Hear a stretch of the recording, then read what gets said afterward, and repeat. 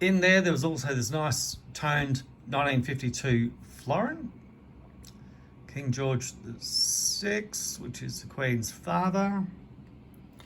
And that, a florin weighs 11.31 grams, so 5.65 grams of silver because it's post 1946, so it's 50% silver.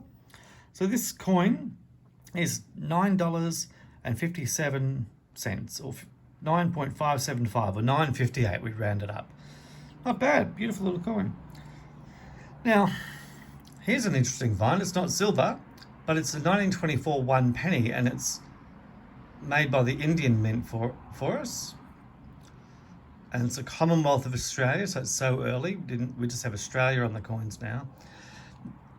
Now, I need to go get this appraised by a proper coin appraiser, because this can range from $50 to a couple of grand, $50 to a couple of grand. So I'm not sure what I've got in my hands here, but I will get it appraised, and then I'll let my colleagues know that they might want to sell that on the open market, or I might buy it.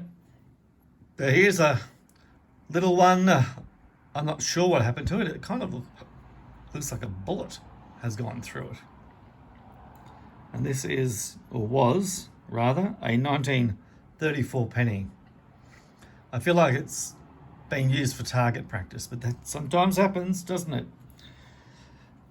Well, anyway, that's my little find going through this deceased estate. There's a few more bits and pieces I'm interested in buying, but they're not silver, and not all numismatic coins. Some of them are medallions as well.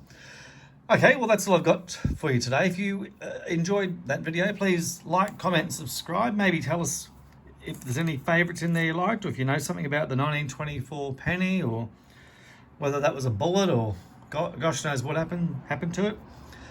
All right, let us know. Hey, thanks for watching, and see you later.